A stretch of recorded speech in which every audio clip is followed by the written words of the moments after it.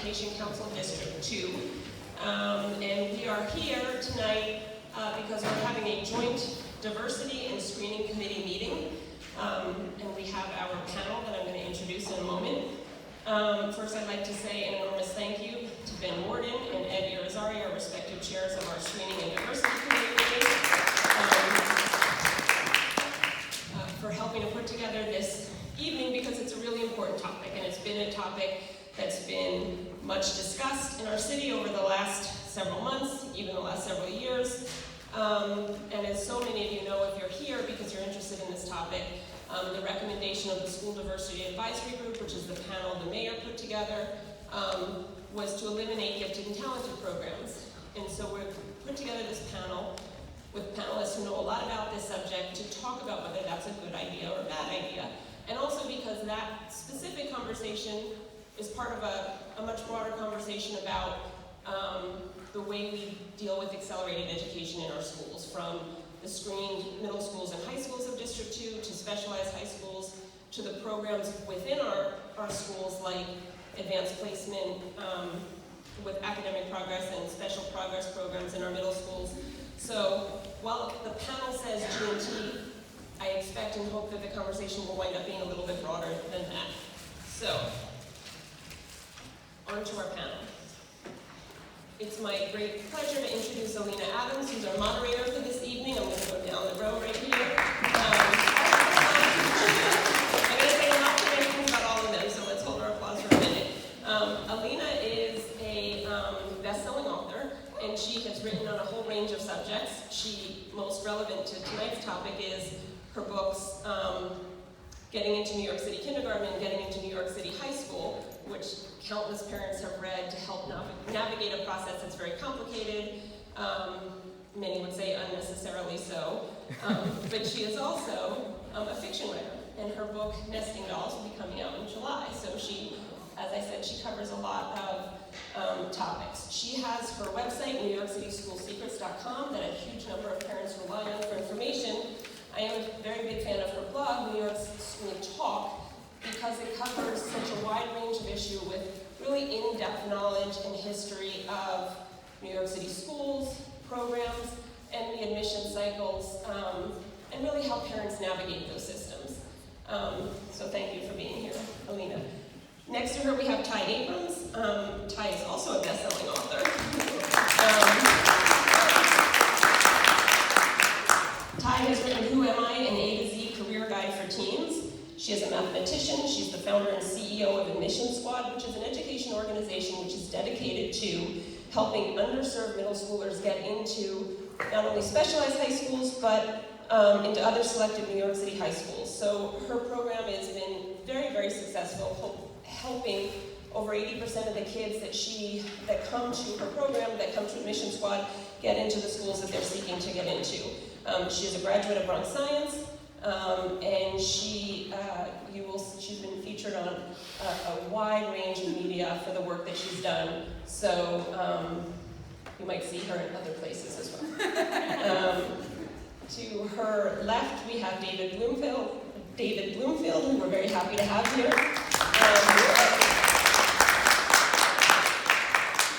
To start with what might be the least illustrious thing about you, David was, like me, the president of a council. He was the president of the Citywide High School Council, and served on that before going on to do many other wonderful things, or while doing many other wonderful things. He is the professor of education, leadership, law, and policy at Brooklyn College and the Kinney Graduate Center. He is also an author. We have all these authors up here of American public education law. And he has also just recently, because of his constant involvement in the education conversation in New York City, been named by our City and State, which is a New York Government and Politics magazine, has named him among the Education Power 100 in New York City. So I think it's kind of nice to be on that list. But also more wonderfully, in addition to being a law professor, in addition to being deeply knowledgeable about these subjects, he has been an elementary and middle school teacher. So when he talks about these issues, he really does know what he's talking about from the ground up perspective, which I think is rather wonderful. So thank you for being here. And then finally, last but not least, we have Dr. Lisa Brown, who is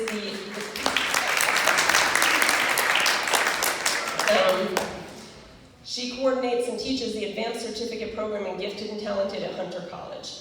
She has deep familiarity with Gifted and Talented programs. She has previously been the Director of Gifted Education at North Carolina State Department of Public Instruction, as well as the Director of the Center for Gifted Education at the College of William and Mary in Williamsburg.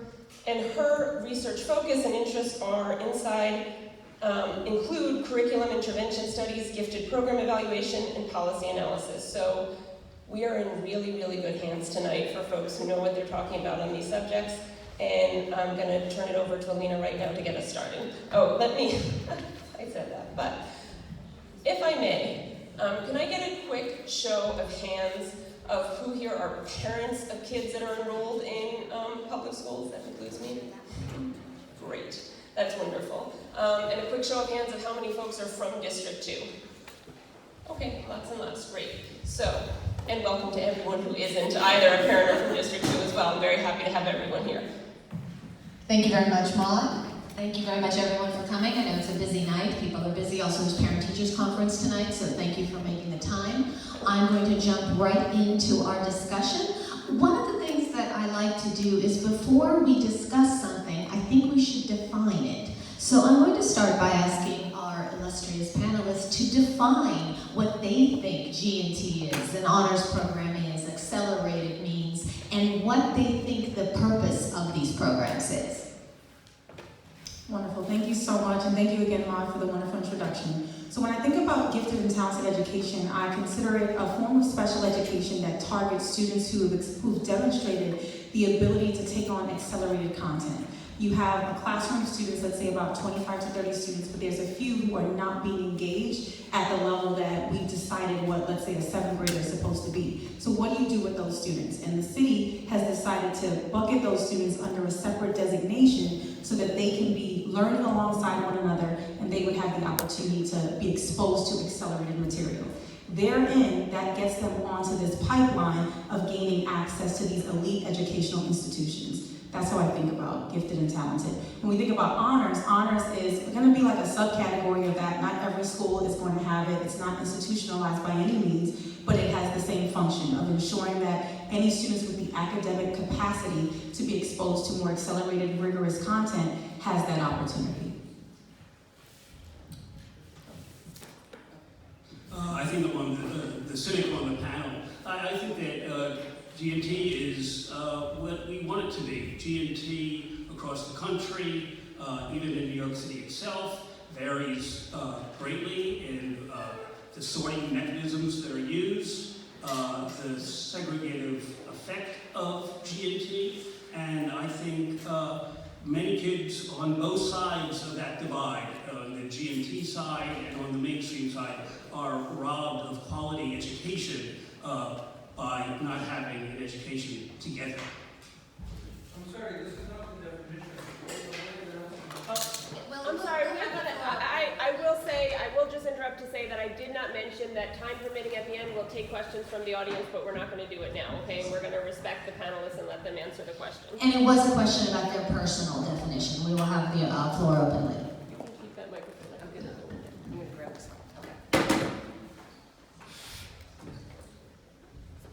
Is it on? No. Is it on? No. Push it up. Push up. Hello?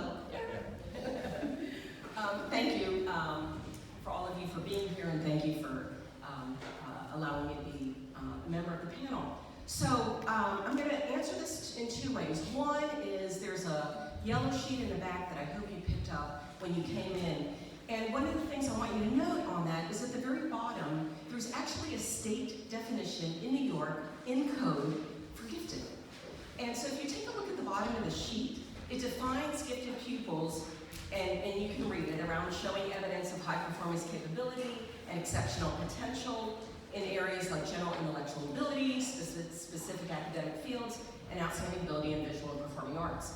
What's interesting about this definition is that definition says that it shall include those pupils who require educational programs or services beyond those normally provided by the regular school program in order for them to realize their potential. So I support the state definition because that's the guidelines that we're under. And then secondly, in terms of the question, which was a little bit broader, it wasn't just gifted, it was honors and accelerated. So my personal definition of a gifted program, and you know, I agree with David, it's not, you know, it is very teacher dependent, and to some degree it's all over the map, but there are some fundamental principles that carry these programs in terms of educational match. So that's one point, is that honors, acceleration, high-level programs are the educational match in terms of curriculum and instruction to meet the needs of these kids. So they're accelerated, they think quicker, they process information, they're global thinkers, and so you're matching that learner with the educational environment. Secondly, you're matching those learners with other likability kids. So it's actually very humbling for a lot of these kids. They're in these classrooms and they're not getting it the first time like if they were in a Gen Ed classroom. You know, they're with other learners that think the way they do and see the world that they do. And lastly, the teachers in these programs have had specialized training. They've either had specialized training in gifted ed, they've had a certificate like you would in special ed, a special certificate to teach gifted, and or they're specialized in their content area. So they know deeply their subject area. And that's a great match for the precocity and the proclivities of these kids. You know, you have a kid that's doing math at many grade levels above his or her age, and to have a teacher or a program that can speak to that and know their content area. So in terms of curriculum match, in terms of being with other learners, and in terms of the teacher expertise. Thank you.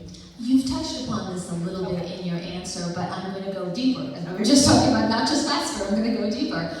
Could you tell me what you think is the best thing about a gifted and talented honors and accelerated program, and what the worst thing about them is?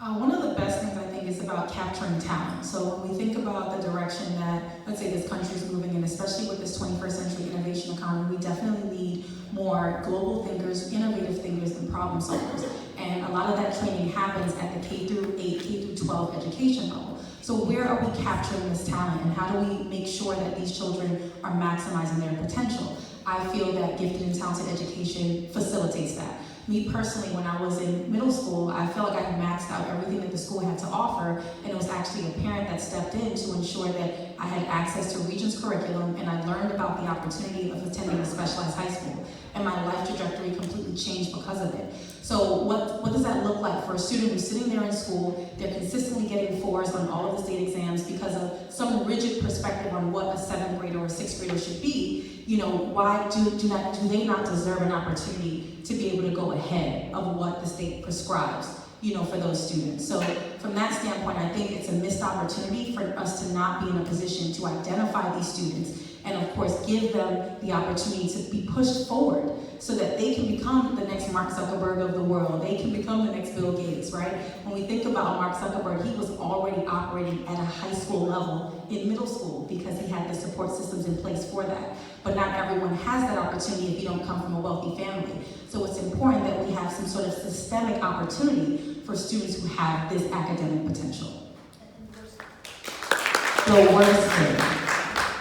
Being super honest is information is not equally dispersed about gifted and talented education at the pre-K testing level. So it is not fair for families who don't even understand that they need to start preparing their children from 3rd grade, from age 3, to actually take those exams. The other piece is capacity. There's not nearly enough seats for as many students who deserve to be in these gifted and talented programs. And I think that's a huge missed opportunity, and the budget should be reassessed to make sure that any student who is designated as gifted and talented has an opportunity. So that's also a missed opportunity. As it relates to students who may not be able to be exposed to these accelerated learners, I do believe that it shouldn't be for the entire K through 8 education experience that these students are completely separated from their peers, because there is an opportunity for them to have a positive impact on learners who might be a little bit behind them. But I don't necessarily agree that it should be every single day of their entire academic experience.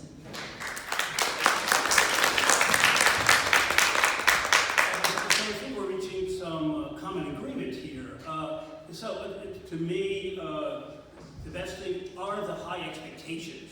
when we anoint these children who do have special abilities to be in a G&T program, we expect the most of them.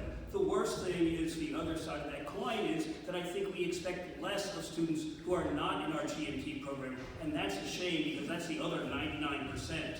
So I also want to correct one point that was made earlier. The SDAG report, the School Diversity Advisory Group Task Force, did not call for the elimination of all G&T programs. That's a headline in the New York Times that I think spread a canard of destruction and suppressing the talent of these and other children. Nobody is for that. Nobody wants least common denominator education. The SDAG report said, eliminate rigid academic tracking in elementary schools that results in economic and racial segregation of students. And I think we just heard before that that's what we all want. It's the all-school model of G&T that creates this rigid track where kids are often disserved. A 4-year-old tested is going to change, we hope, their interests, their IQ over time, and children should be able to go in and out of specialized tracks. And when I say specialized tracks, I mean that that's probably a subject matter area rather than the entirety of their school career and their school program. I think that the idea of inclusion should be brought to this special education category as it is in the other special education categories. So what was the The question was, what do you think is the best thing about gifted and talented honors accelerator programs, and what is the worst? Okay. So one of the things, and this is also on the yellow sheet, is that second bullet, that flexible grouping produces positive academic gains. And so if our number one goal is educating all learners and recognizing individual differences and taking a kid wherever they are, letting them go, letting them fly, then there's 125, this was a meta-analysis done of 125 studies, 172 empirical studies on the impact on the effects of grouping and academic grouping. I agree, there should be some flexibility around that. So, my premise is, why not build on what works and make it more inclusionary for more students? Why dismantle rather than amend something? And one of the things that in my mind, in terms of a distinction, is there's programming. So how we group the kids, what we do with them with curriculum and instruction, how they matriculate through, and then there's the identification piece. And those are separate animals. They absolutely, affect each other, but if the issue is that the demographics of those programs don't mirror the New York City school demographics, then you change the input variable. You take a look at identification. You don't dismantle a program. It's a different programming, and what you do with kids and grouping them and curriculum instruction is different than, in terms of identifying them. So they're both important components, but they're separate, and they're related, but they're separate. And you amend something rather than completely, eliminate or dismantle. I'm actually going to go on This is the script. worst. Oh, sorry. Yeah, sorry. Well, no, I was actually going to go on script because I'm hearing something among the three of you that I'd like to jump on. I'm hearing about David saying that it could be by different courses. I'm hearing about going in and out. So let me ask you this. We, as actually the world, it's not even the country, seem fixated on age and grade. We put a child in a grade because they were born on this particular date. And in New York, the child who was born on December 31st will be in a completely different grade than the child who was born on January 1st. And the fact of the matter is some kids are incredibly verbally precocious, but that doesn't mean they want to do algebra in 3rd grade. And there are some kids who are making up their own mathematical algorithms at 8 and can barely write a sentence. So let me ask our panel, what do you think about two things? One is unshackling grade from age and letting every child move at their own pace. And as David said, unshackling the every subject model and giving each child what they need in the appropriate subject. I love that you're bringing up this conversation. So again, I run a test prep company that gets underserved students ready for top high school admissions. And one thing that we quickly realized is we would recruit students at the 6th and 7th grade level, but sometimes a 6th grader might be operating at a 4th grade level, or a 7th grader might be operating at a 9th grade level. I was one of those students. So instead of us grouping based on grade, we decided to do diagnostic testing, assess where the student was operating, and of course, bucket those students based on academic ability. So at this point, we have 5th graders operating at an 8th grade level, and we have some 6th graders that are still working to catch up. But because we were able to relax those rigid structures in a private setting, we were able to have extreme academic gains for these students, and that's how we've been able to maintain our success rate. So it's definitely something to consider as we move forward. So I agree to a certain extent, but children are more than their IQ. They're more than their mathematical ability, their verbal ability, their writing ability, and so the difficulties of that kind of differentiation are huge. And to have somebody who is reading at a 12th grade level but is, I don't know, 12 years old is different from somebody who is 18 and reading at a 12th grade level. So the difficulty of trying to come up with that, I think, drives the same idea that I raised before, which is you need to have a school, you need to have an environment that provides those various opportunities at various ages. When I taught in a mixed age group. That released me, at least to some degree, from this rigid idea that a second grader should be taught a certain thing and a third grader should be taught something else. So mixed age grouping, I think, is a positive way to go. How far you can extend that range, I think, is a difficult thing, particularly in a system of 1 million kids.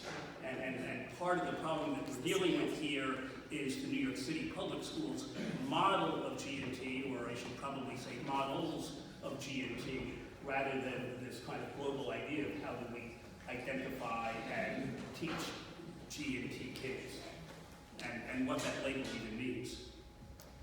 So there's two ideas floating around right now in the gifted field.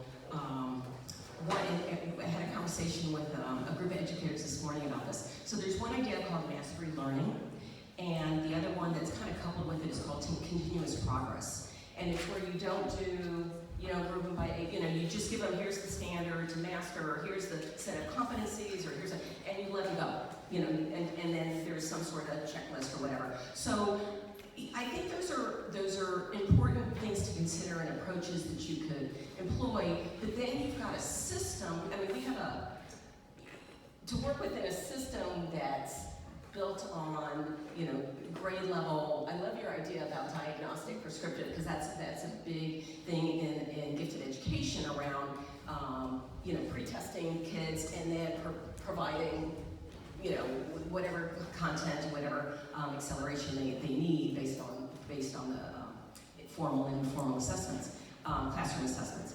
But to do that, with 1.1 million kids and the system we have, I don't know how much flexibility we could push on that. But I think there's ways to do it even within the system, within the classroom. I think there's ways you don't have to have every kid reading out of the same book. You can differentiate the content. I think there's ways to do it even within like a very prescriptive system. So David, I heard what you said about that the SDAG was misrepresented, that they're not looking to get rid of G&T programs. But I will tell you that I have spoken with literally dozens of parents who that is their fear. They think it's going to be sort of a universal, they're just going to disappear next year. Let me allay your fears. So let me put it this way. What do you think would happen if gifted programs were eliminated? And what do you think would happen if gifted programs were expanded? Because one of the things we've mentioned here already is access. The fact is, if we're talking about the citywide cutoff, which is the 97th percentile, you have over 1,000 kids qualifying for only 300 seats. If we're talking about the district cutoff, which is the 90th percentile, you have about 4,000 kids qualifying for 2,000 seats. So this question is two-part. What do you think would happen to the New York City educational public school system if G&T was eliminated, as is? And what do you think would happen if the programs that are in place were expanded?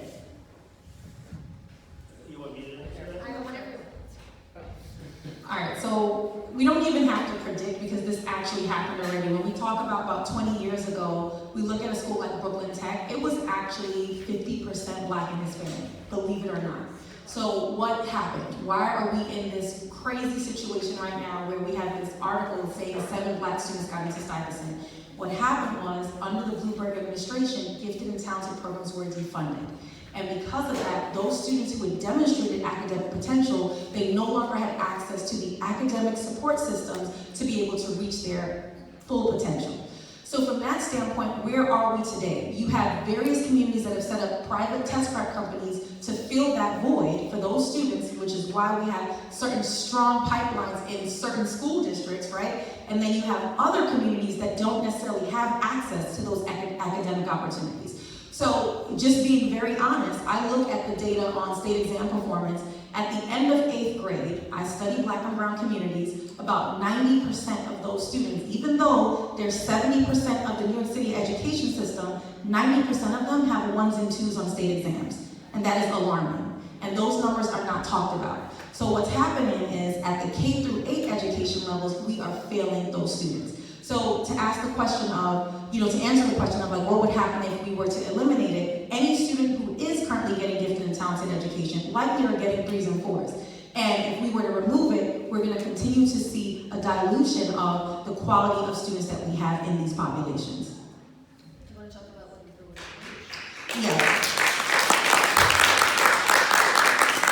So as it relates to being expanded, again, I'm going back to the era of about 20 years ago, when it was more populous in multiple school districts and it was more equitably distributed. You had access to an opportunity to capture talent in a variety of socioeconomic backgrounds. We can't rely on private institutions to have to fill this void. I love having my company, but it doesn't really make sense that we have to step in to fill this void. It should be a systemic, equalized opportunity for any student who has the academic potential to be able to get these accelerated support systems in place.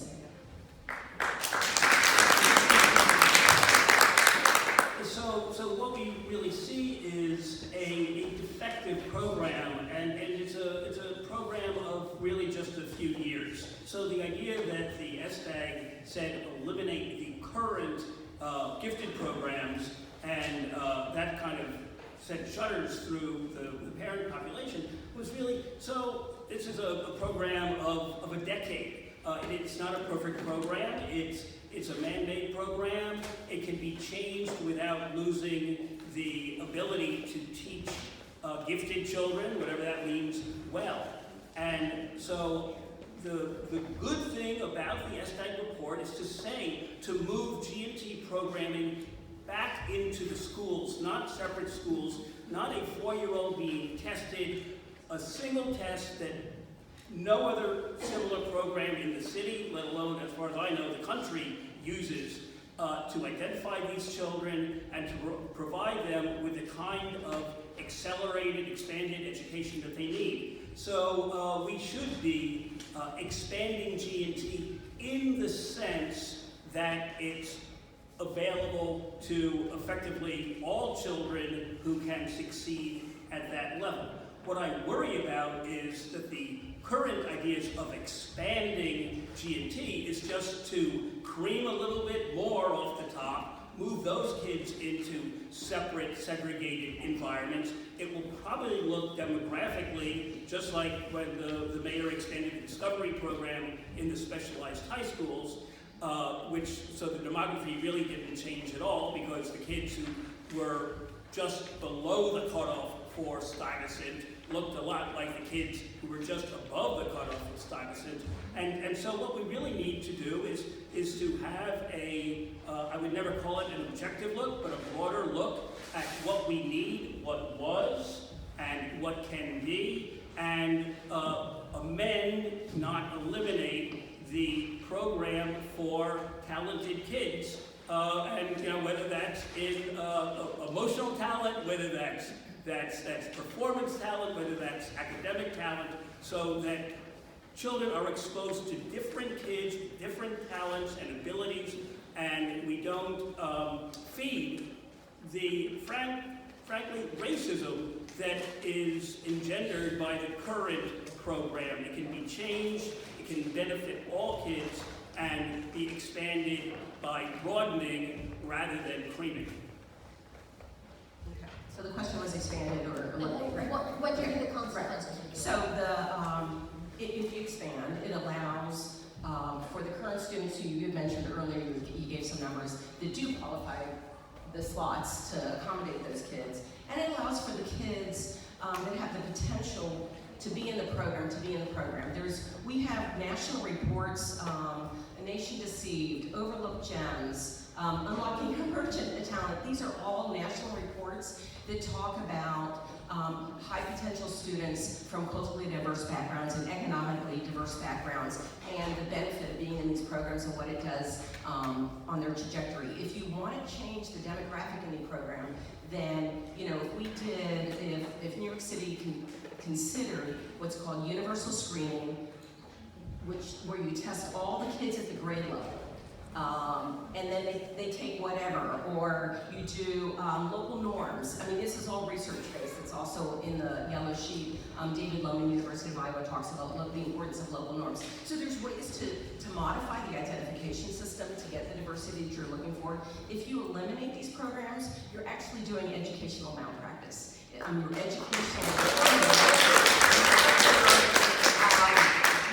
medical community, they say do no harm. Well, if you eliminate these programmings and these kids are put, they're all over the wherever. I mean, whatever you do with it, you eliminate these programs, put a moratorium on these programs. You're disrupting the lives of thousands of families, and then you're putting them in educational settings. And the other piece about that is if you eliminate them, the enormity of the task of classroom instruction, even in a honors classroom, that's a heterogeneous classroom. It's not, there's a range of abilities even within that. So, expanding the programs and expanding the identification process to get the kids that have the potential and the ability to do well is paramount.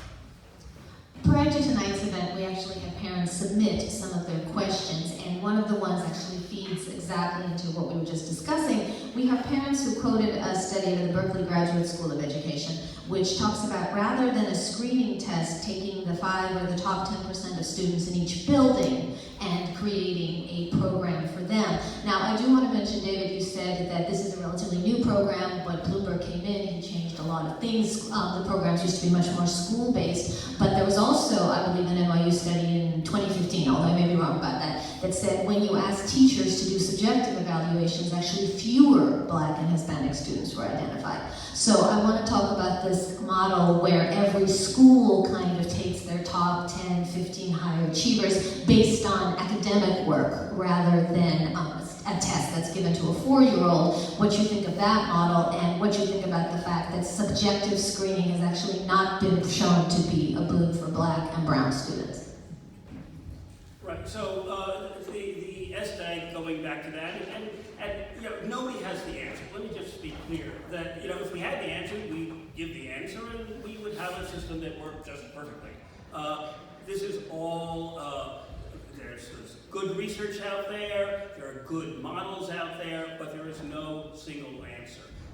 The SDAG recommended something called the Renzulli method, a whole school approach, a whole classroom approach. So that gets away from some of this subjectivity that's involved in segregating kids out. And we always have to be watchful. This is a nation, a society that is racialized, and we just have to always be monitoring situations where if we see disparate treatment of different races, we should see likely there's some discrimination involved and not just, well, that's how it came out.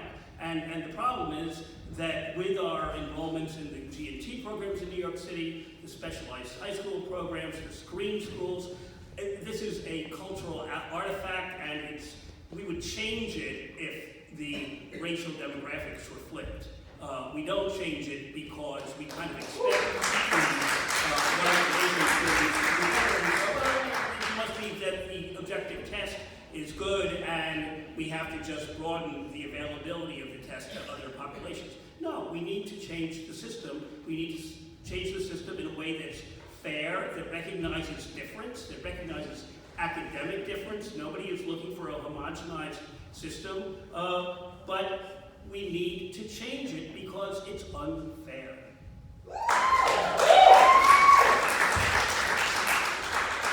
Now, in my experience of getting students ready for top high schools, I mean, I would love more black and brown students to be able to get in just off of this whole top 10% criteria. However, when we look at the other screen programs like Eleanor Roosevelt, Beacon, Bard, Townsend Harris, that have a more holistic admissions criteria, we still have the same outcome. You still have predominantly white and Asian students and very few black and Hispanic students. So it goes back to the academic performance of these students based on their K-8 education experience. So if we shift to this whole top 10% of every school building, I can honestly share with you that in some of these schools in the Bronx, in Central Brooklyn, in some school districts in Queens, you have the top 10% still not being able to add and subtract fractions, not being able to multiply and divide, right? So you take these top 10%, yes, you give them this opportunity, and then they sink once they place into these elite high schools. So the question is, how then are we making sure that these top 10% of students are getting the academic opportunities much earlier so that they can academically compete? That's where the focus needs to be. Yeah, so you're talking about academic preparation and the gap between, it's just like when the phrase college and career ready. So, does a high school diploma mean you're college ready? So it's that, getting the academic preparation so they can be successful in a rigorous program. I just want to say something about, you had mentioned Renzulli's model of enrichment. So the combination of enrichment and acceleration is what's most effective to prepare students for more academic preparation and more rigor. It's not just enrichment alone. It doesn't have a robust enough it's got a robust history, but in terms of academic achievement and academic aims, you have to have a mix of both. I do worry about people's definition of enrichment, fidelity of enrichment, what that looks like, teacher training. So if you do away with these programs and you replace it with enrichment, what does that look like? How does that go forward? How do you define it? How are you held accountable for that? So there has to be opportunities for acceleration. And when I say acceleration, I'm not just talking about grade skipping. That's one form. There are 18 forms of acceleration. So for example, advanced placement is a type of acceleration because it's advanced content. It's college level content delivered at a high school level. So that's a type of acceleration. So when I say acceleration, I mean it in a very broad sense. And again, it's on the yellow sheet of best practice. So it has to be a combination of both. But student preparation to access higher level thinking, problem solving, modes of inquiry is critical. And we can, and that cuts across race, it cuts across economics. We just need to get kids achieving at higher levels across the board. Well, I'm going to follow up with you, Alyssa, because it also ties in with a question that we have. You're talking about student achievement and student performance. Talk to us a little bit about teachers and teacher training and teacher performance and teacher achievement. I'd like to hear from all of you, but I think it ties into what you just said. So, teachers are expected to be all things to all students. I mean, surrogate parents and they have to cover the Common Core standards and prepare kids for the tests. And you have to get 25, 30 kids coming to you, each very, very differently. Each with different learning proclivities. Each kid's had different needs. And so I can tell you that without specialized training around these kids, the characteristics, the affective and the cognitive characteristics that give to kids, teachers with without training to see what's going on with the nature of this learner, what they have a tendency to do is, give them more work. Oh, here, honey, you finished those math problems. Here's 20 more problems. They penalize them for being right. Quantity versus quality. Or they, would you work with with so-and-so? You know, you're done. So would you work, you know, and they have them peer tutor. So they need specialized training, just like they would with special ed, on what are effective ways to differentiate up. What are effective ways when this kid finishes early, what do I do? When this kid's asking a question that's beyond my level of expertise, my subject matter, you know, knowledge, what do I do? How do I appropriately give them opportunities and access to let them grow and let them continue on their own trajectory? Where are opportunities? Where are other teachers? What's happening in the community? Where can I plug these kids in? I have this science kid, you know, who's just into marine biology. I don't know enough about it, you know. So teacher training around the nature and needs of these kids is paramount, and then managing that in the classroom. So to have programs and have teacher training, or you know, I run a certificate program, but you need the certificate, but then, you know, beyond that, professional development is really critical. And I can tell you, when I talk to teachers all over the city, they don't get it. I mean, they tell me, you know, we don't talk about these kids. You know, these kids are fine. They'll make it on their own. No, you know, they're not fine, and they won't make it on their own, and they need you. You know, just like any other kid. When they say no child left behind, or every student succeeds, every student, including these kids. So teacher training is to me one of the linchpins of this conversation. David, do you want to talk a little bit about Renzulli? Because that's a bit of the approach that some teachers take. You mentioned the Renzulli model. Yeah. Well, so there's different models in the field. Renzulli has an enrichment model. It has 3 types of enrichment. It is a school, and he would say it's a school-wide model. All kids get what he calls type 1, and I'm not going to go into the details, but there's multiple models in the field with research efficacy. And his model is fine, and it works, and he's got, I don't know, 40 years of research behind it, but it's not the exclusive model of the field, and it shouldn't, you know, you could couple it with other things. It does, there is some research around using enrichment to mitigate underachievement, so it has been effective there. It hasn't been effective really so much like with academic, when they've done comparisons around academic gains. So to couple it with other models in the field, there's an integrated curriculum model, there's a problem-based learning model that comes out of the medical field, and you know, different models in the field. So it's not the, you know, it's one that's out there, but it should be considered in context of other things, of other models. So this is a really great discussion. This is about reimagining G&T, not about simplistically eliminating G&T, expanding G&T as it is, which is kind of the op-eds that have been coming out, just like take more kids and do the same thing. And so I really ask the audience to spread the word that this is about not being on defense, but being on offense. Trying to help all those kids who are in current G&T programs, who are not in G&T programs but really need the G&T programming, and kids who aren't in that sector but really need to be exposed to those kids in their schools. And I would submit that those G&T type kids need to be exposed to children with other skills, other backgrounds, other perspectives, and think about how we can make this work for all children. I really believe it's possible to do it for all children and not to have winners and losers, and that's what we have currently. Let me just describe quickly the kind of choo-choo train that we have in New York City, where we test a kid at 4, we put that child into a G&T program. That G&T program leads to a screened middle school, which becomes a feeder for, and these are extremely few schools that are feeders for the specialized high schools. That is just a crazy approach. It's quick and dirty G&T, and those kids don't deserve it, and the other kids in the system don't deserve it either. From a teacher perspective, definitely from what I see is like the best teachers are in the best school districts, and of course there are certain school districts where you have literally the worst teachers. So from that standpoint, the students are already starting off behind. They're already probably academically behind, but they're also being trained by the worst of the batch.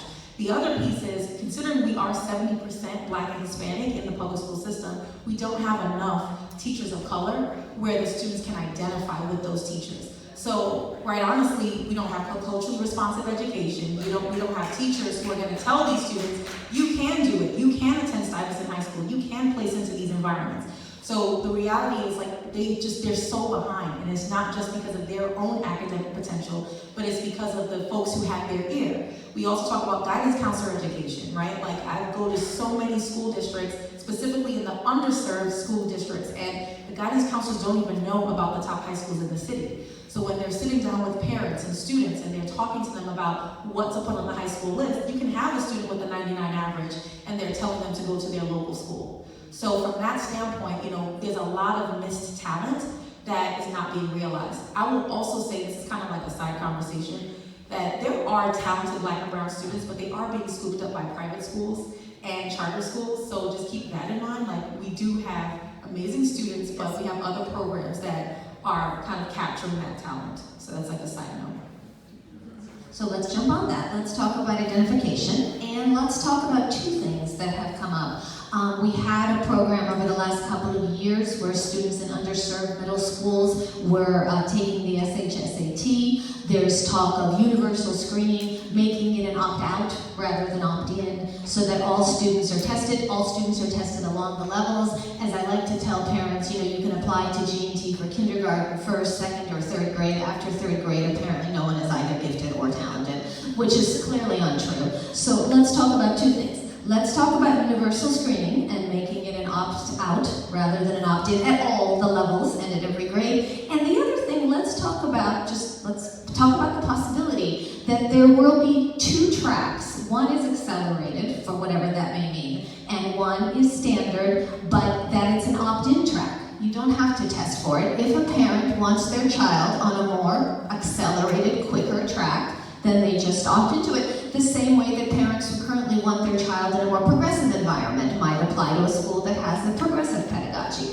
So I realize I just talked a lot, and I'll narrow it back down to the two questions. What do we think about universal screening at all levels? And what do we think about making accelerated education available to everyone who wants it?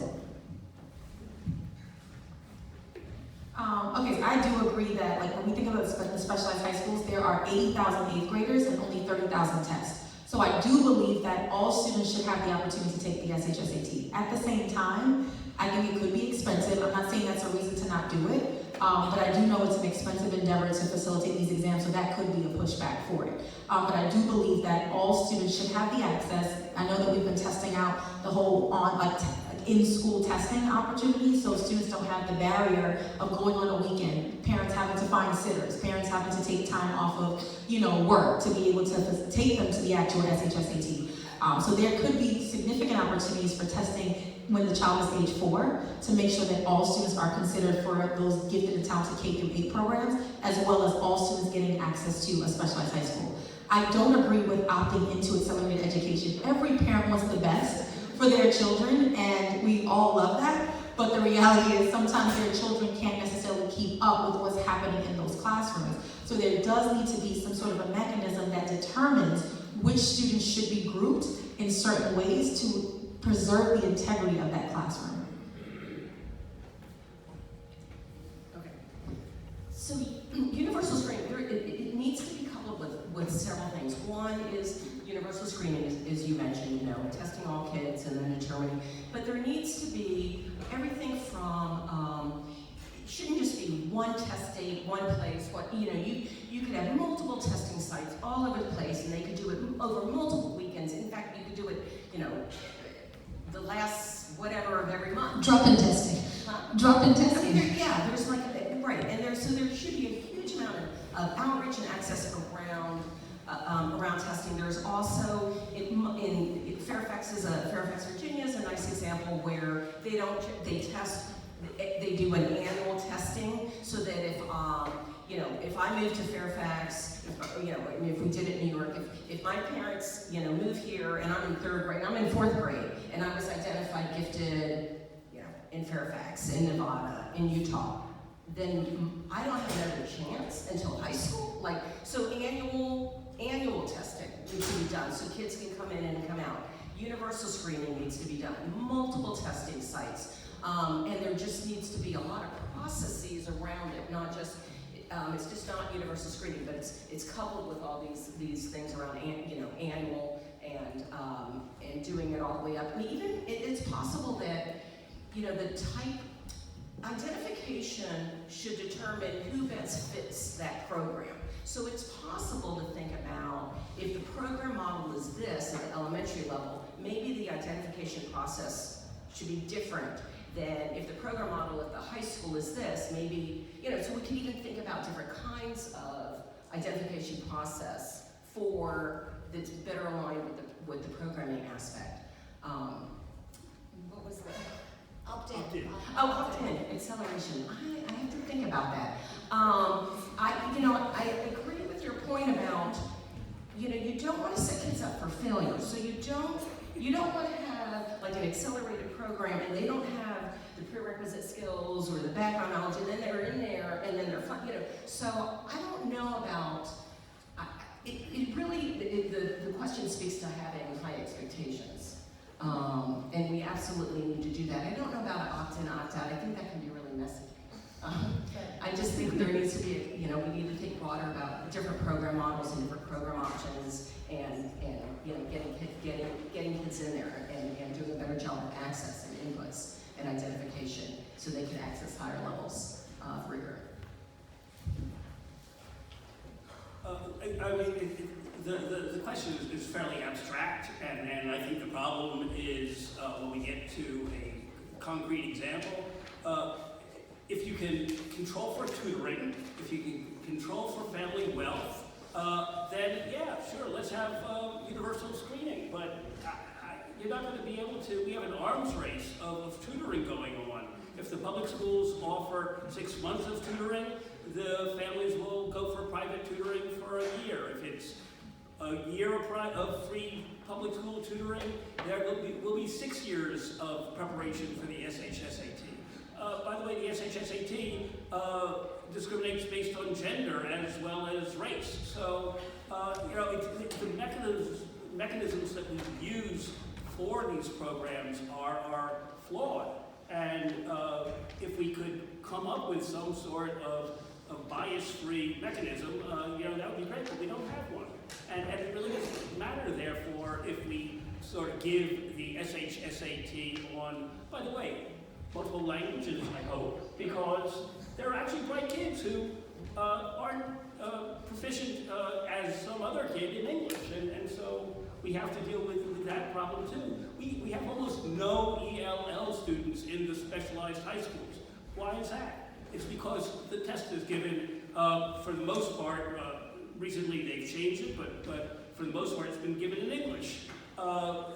Kids with disabilities have a difficult time accessing the test. So when we get away from the abstract notions of a perfect test that will be perfectly objective and get down into the weeds, it becomes extremely difficult, again, in a system of 1 million kids to have a fair, objective, and accurate, valid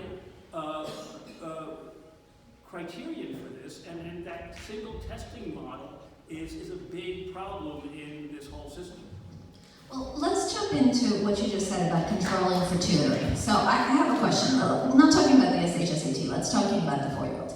If the 4-year-old is already reading chapter books at 4, because they have been prepped, or because they picked up the book and started reading on their own, or whatever reason, why does the reason matter more than where the child is? If the child comes into kindergarten because they've been prepped, or because they picked it up on their own, they still need the same treatment. They still need the same education. So when you said about controlling for tutoring, why does it matter how the child got to this level versus what the child needs at this level?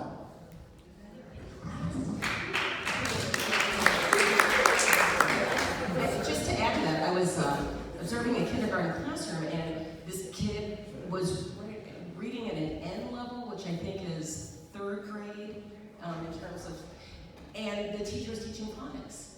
And he was just, and he didn't have the self-regulation, and he didn't know what to do with himself, and he's just like, oh my, could so his needs, so he's just waiting and like, getting antsy and, going under his chair because of that educational environment. And I don't know how, I don't know if he was prepped. I don't know if he was an early reader, but clearly, he was in kindergarten, he's reading it, because I said to his kid, what, how much is it? Oh, he said, I said, you've already diagnosed that he's at an N level, and he's sitting here decoding? Like, that's not a good fit. The professor answered that question. Yeah, sure. Well, if we're just giving a reading test to every 4-year-old, maybe, but then we would just be selecting for that reading ability. Let's talk about, for example, what pre-K programs do, what the Hunter Elementary School does. They have multiple measures. They take a test, they're observed, they're interviewed, and they have the same problems of diversity, but at least it's a more holistic process than what we have in the New York City public schools. So it's just not as easy to identify a given kid, and we do have to worry, again, in a large system like this, the false positives, the false negatives, and that segregated track that we put kids on. So it's very difficult for them to either fall back or get on once the train has left the station. And so I want to make sure that those kids with accelerated reading levels are taught in an appropriate fashion. I want kids who get up to speed a little bit later, but then take off, to also be able to get that kind of service. And the current situation in New York City doesn't provide for that kind of motility. I would just add, when we think about special education or students with special needs, I think we need to expand what the definition is, and it's not just students who need remedial support or delayed learning. I think it also includes these exceptional learners that require a special environment for their learning to be facilitated. And that's going to be really important. I think if we put it under that designation of special needs, then those students will definitely be captured under an educational program, could be an IEP designed for those students to ensure that they're getting the quality education they deserve. Yeah, just one of the issues is that gifted is not right now at the federal level categorically it's not under IDEA, Individuals with Disabilities Education Act. So IDEA there's a federal mandate, federal funding, if kids are identified for special needs and they get an IEP. Gifted right now is not, and so gifted then, in the absence of a federal mandate, federal funding, federal attention, in the absence of that, it defaults to states and local districts to determine identification, definition, programming. And so right now in New York, for example, and there's a couple of websites I can, if you're interested in this in terms of policy conversation and state mandates and state funding, a couple of websites I can share with you to do, to take a look at. But right now, New York is one of the few states that doesn't have a state definition. Well, we have a state definition, but we don't have a state mandate to identify and serve these kids. And so then, in the absence of that, it falls on local. So it is a conversation happening right now at the national level. Is there a way that the field can, lobby lawmakers on Capitol Hill, or should we focus in Albany to have gifted categorically as a special needs under special ed? I'm going to ask a personal question because I have the mic, so I can do that. I have 3 kids who are completely different. They're about as different as 3 human beings can be, much less 3 kids who are mine. My oldest son was a good boy. He did what he was told. I thought, hey, I'm a great mom. I'm not. Because when I got to my middle child, I was getting a phone call every week from his teacher in 3rd grade. He's acting up. He's not doing his work. He's disturbing others. He couldn't articulate what the issue was. In fact, he wouldn't do homework. He would keep saying, it's too hard, and I knew it shouldn't be. They skipped in 2 math levels. Suddenly all of his problems magically disappeared. I have a daughter. My daughter in 3rd grade was acting up, was causing problems. Turned out she was having trouble with the material. She needed to be moved into special learning so that she could be helped and so she could catch up to the level. So my question is, again, it's an abstract question, but it's something I've wondered. How were each of my children benefited from being in a class that was not at the right level? One was too low, one was too high. And how were the other children around them benefited from the fact that they had children in their class who were disruptive because they were in the wrong class? I'll take it. It's not clear to me that we have imagined, let alone implemented, any system that's going to keep kids from being frustrated and acting out, just right. I mean, this is not the Goldilocks idea of education. So, in any kid, there's an article I wrote floating around the gifted student quandary. Kids don't fit into these simple categories that we would like them to fit into, and the just right environment that is somehow constantly, day after day, year after year, going to be addressing a changeable human being. And so I think we haven't brought up the issue of class size, but I'll raise it now. I mean, part of the difficulty is the class sizes. And one of the reasons I think we're having this discussion is just kind of fear of being in this larger classroom with a lot of other kids, with a lot of other needs. Not special needs here and special needs there, but just like 30 teenagers or 30 8-year-olds. It's tough, and it's tough to serve all of their needs. But I don't think that the Goldilocks and Three Bears analogy really works in terms of a system that somehow is always going to be serving, even a single classroom is always going to be serving all the needs of a child at any given moment. Yeah, I just think it comes down to what we talked about earlier, that we have a structure, we have a system, we're allocating students by age and grade, but the reality is we're not necessarily adjusting for that quickly enough. So it could be a state exam score that might make you make an adjustment, which is way too late because you missed the students for years and years and years. Or it could be a report card night. So we need to find ways of having these conversations and assessments happening much earlier, much sooner, more holistic ways for teachers to have those conversations and intervene when you see that a student is not necessarily being served by that classroom environment. I'm sorry, I have to interrupt. Can we just hold our children?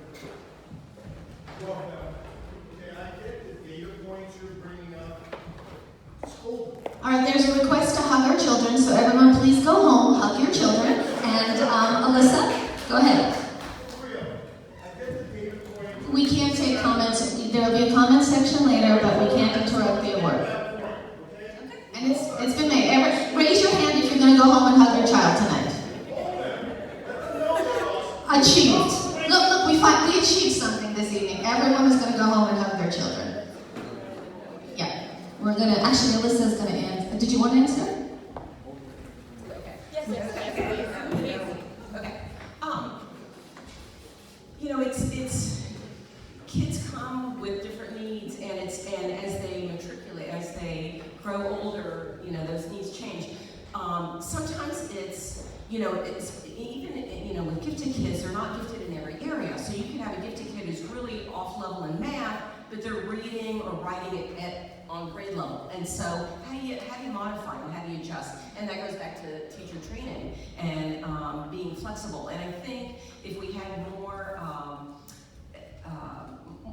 robust, not robust assessments, but more informal assessments, and I'm not talking about testing, but in the classroom, if we had better tools to figure out where kids are with different skills, with different content areas, where they are on their own continuum, and then do the teacher training so that we know how to respond. Sometimes with gifted kids, if they already know the material, then they get bored and they act out. And so we don't, and again, without training, teachers might say, oh, they're a behavior problem, rather than, oh, I'm not challenging them enough. I'm not pitching my material high enough. I'm not challenging, they already know this, and so they're acting out because they don't know how to say, wait a minute, I already know this.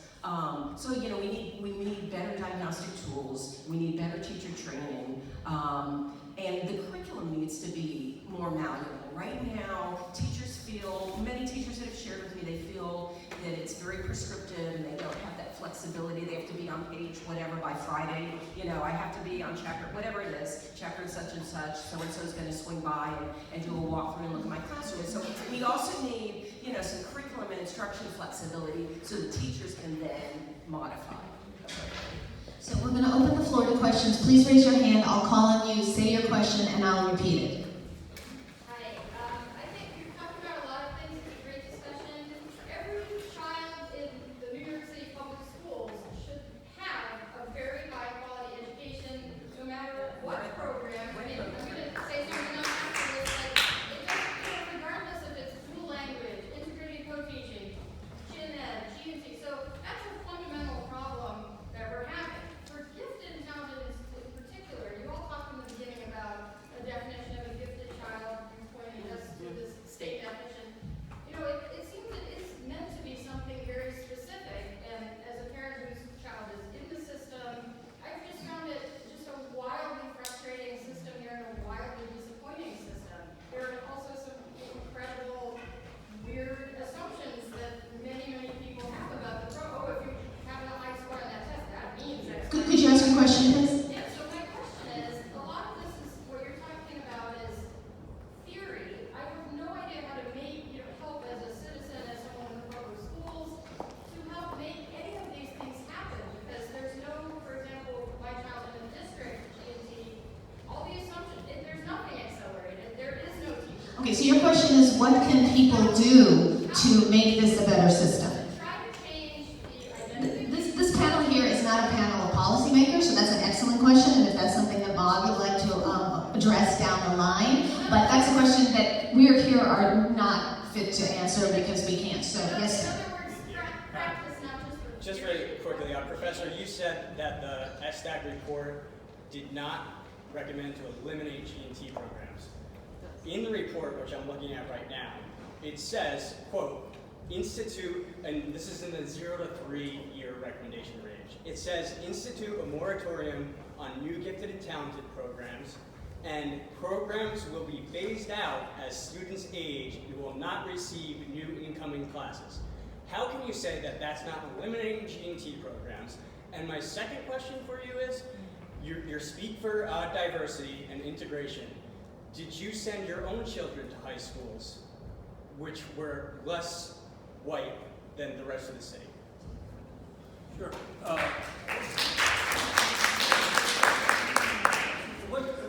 First of all, I'm not a member of the SDAG, so my knowledge of the SDAG report is your knowledge of the SDAG report. I got it here too. And my understanding of the SDAG report, when you say that, is they're talking about the current G&T system of segregated schools for children classified as G&T. Those separate schools. I said, and here it says from the report, that they're not talking about eliminating programming for gifted students. They're against, and I would say that I'm against, and I don't know of any other system really that has this kind of separate schools where somehow children with particular intellectual and academic capacities are walled away from the great unwashed 99%. The SDAG was saying we bring those children back into the schools and provide them with the kind of specialized programming, what I read before, eliminate rigid academic tracking. And to me, I'm sorry, that's the SDAG. So, we're all quoting from the same Bible. Here's the thing. The people here cannot make policy. So if we're going to debate about the hair splitting of what the report says, we didn't write the report, we can't implement the report. So please ask questions, but we can't split hairs about what the report says or what it will do. Okay, so yes, sir. But I don't want to dodge the second part of the question. So let me be clear, my kids went to LaGuardia and Beacon. But that's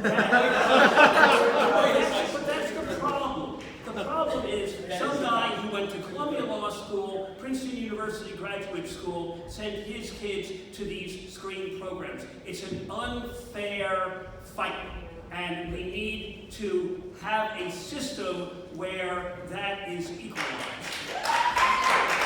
Why don't you lead by example? I have a question, one directed at Professor Bloomfield, but address it everybody. I want everybody to close their eyes. Just close your eyes. I want everybody to envision what a G&T student looks like. Just take a moment. Can you envision one? Okay? What do you see? What do they look like? Do they look Asian or white? Raise your hand if you think they look white. Raise your hand. G&T students are white. Raise your hand. Or Asian? What I'm hearing from you, Professor Bloomfield, is why do you assume that gifted and talented students, gifted students cannot be Black and Hispanic?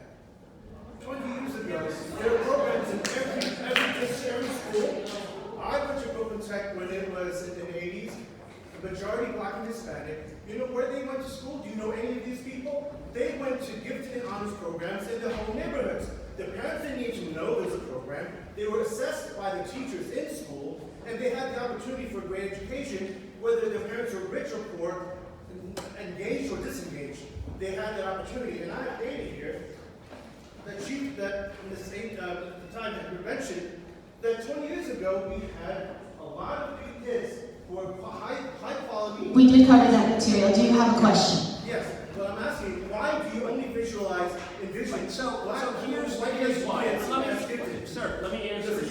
Because I'm not going to close my eyes, I'm going to open my eyes. And when I look at the demographic of our G&T programs, I see that they're racially disparate from the rest of the city. Open your All right, eyes. we can't take. We heard your point. Ty has made your point. The professor has answered. Please, if anyone else has a question, not a testimony, a question. Yes.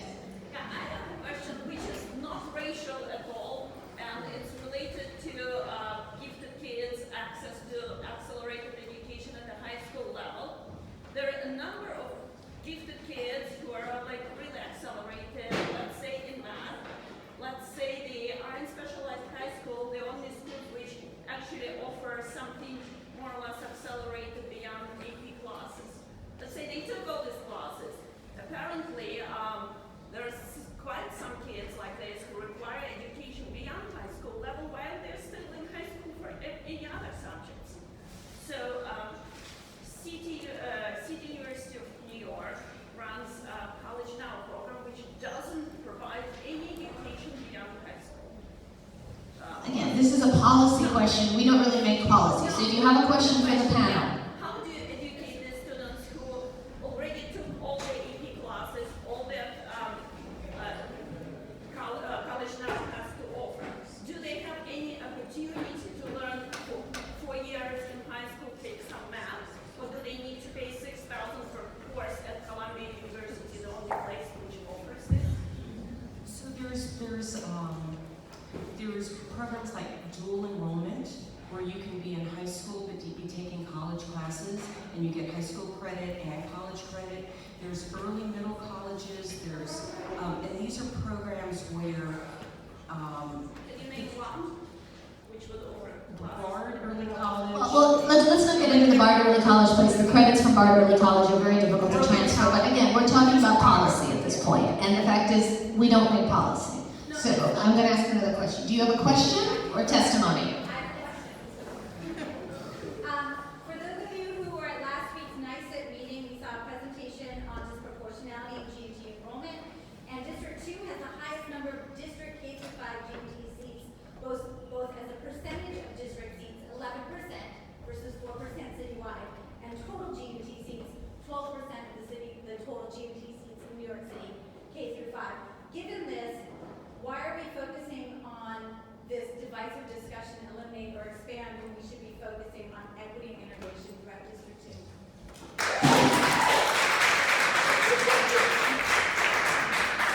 I don't believe there's anyone at this table who can make policy for District 2. So as I keep saying, these questions are policy questions, and they're definitely something that Maud would be able to address, but not this panel, because do we have power? You don't have power? You have power? You have power? None of us have the power to change your very valid point.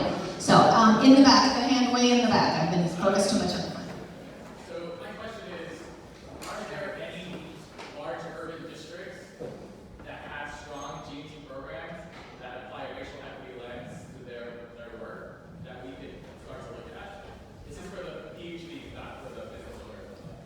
question was, are there any large programs that are G&T and do it through a racial equity lens? Was that correct?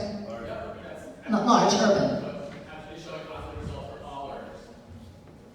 Right, so, yes. So Fairfax County, which I mentioned earlier, they, 10, 15 years ago, they had, they were like, we need more diversity, and they made it a district goal to increase diversity in those programs, and then they measured against that. They said each year we want, 10% more, they had a goal of incrementally increasing the number of diverse students by X% annually, and then measuring against that goal. And now what they did is they looked at, the identification system, they looked at the programming, and so they have an array of programming. They have specialized schools, but then they also have programs in the home schools. They have a whole, it's called a continuum of services. But they did take a look at their identification, and they also looked at early learning. They looked at their universal pre-K programs, and they trained teachers on how to nurture and recognize potential. And then they kind of followed, did those kids later get identified? So yeah, Fairfax County is a model. I don't know what LA is doing. LA used to have, California used to be one of the leaders. Chicago used to, and I don't know, in Chicago, so there are urban, there's actually an article about the history of urban gifted education and some of the models out there. But everybody's wrestling. This has been a problem in the field, and we're wrestling with this, but we really take it seriously, and we're really being proactive in what can we do to better meet the needs of learners at a high level. Chicago Selective High School has a model that basically has, I think, 4 groups based on socioeconomic levels, and people get accepted into the program based on their socioeconomic level as well as their ability. That was a good question. It was a question. Yes, ma'am, in the gray. Thank you. Good evening, everyone. I love about the NICEF meeting last week. It was really great to be with some district troop folks who I feel like understood the data and maybe didn't know where to start, but cared enough to have a conversation. I'm a Brooklyn Tech graduate, class of 06, and I don't think the issue, so now the issue is hearing, right?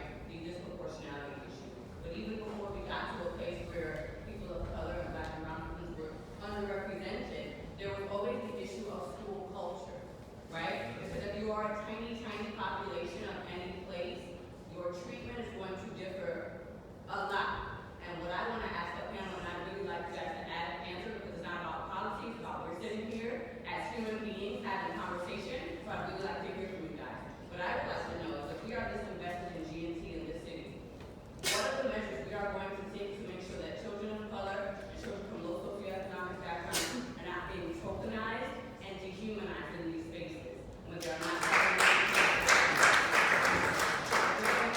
to get our kids into this, because our school system isn't equitable, and these are the only places that we feel like there's opportunity, and we have to protect these kids in those spaces.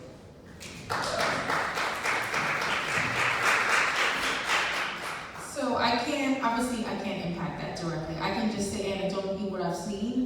So I'm very connected with Stuyvesant High School. They do have clubs in place to support Black and brown students. One thing that we do as an organization is we try to network the students with those folks, like students who we will place into Stuyvesant. We will network with them in advance so that those Black and brown students who are in a small amount will look out for those students who are coming in. There's also like a whole office that supports these students, but what I've heard from me talking to some of the very few Black and brown students at Stuyvesant is that there's always a challenge with the new students reaching out and actually responding to the supports that are put in place, however minimal they are.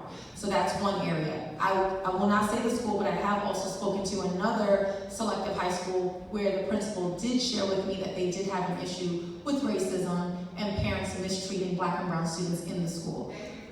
Yeah, so, he asked me to come in to do, some culturally responsive, talking to the parents so that they can understand how to be more inclusive. So it is an issue. It definitely is an issue because you have this issue of a certain, bifurcated group of students who pretty much totally populate the environment, and it can make Black and brown students feel that they don't belong. So a lot of times, even if we have students who have the academic potential, they're afraid, they feel uncomfortable, they feel that, this environment does not necessarily reflect who they are, and that because of that reason alone, they won't thrive. So again, we don't necessarily control how these school cultures are designed, but what I will say is for the students who do make it into the school, and I still advocate for students going into the school and trying their best to disrupt the culture, they have to speak up, they have to reach out, they have to make their voices heard. And I've seen some students, because of that, they go on to become leaders, they go on to win awards and still place into the elite colleges because they leverage their unique position to actually impact change for that environment. We actually need to wrap this up for 8 o'clock. I want to thank the panelists. I want to thank them for their expertise. I want to thank them for coming. I want to thank all of you for coming. And now I will bring the microphone back to Maud to Emily. Thank you very much. I want to thank all of our panelists for coming. I really appreciate it. I want to make one quick point, if I may, to a statement that was made. Someone said, I think she's already left, why are we having this divisive conversation? I don't think there's anything in the world divisive about letting parents speak about the issues that are really important to them. And the conversation around GMT is one that has driven a huge amount of parent feedback and parent conversation. I think it's really, really critical and important, actually, that we allow there to be spaces for conversations to happen around the subjects that people want to discuss, and to not try to shut down that conversation by suggesting that it's a less valuable conversation or too divisive than conversations that look through a different lens. I think it's really critical to have these conversations, and I'm deeply appreciative of our moderator and our panelists for being here because it's really valuable, it's really important, and I thank you all for coming and for listening.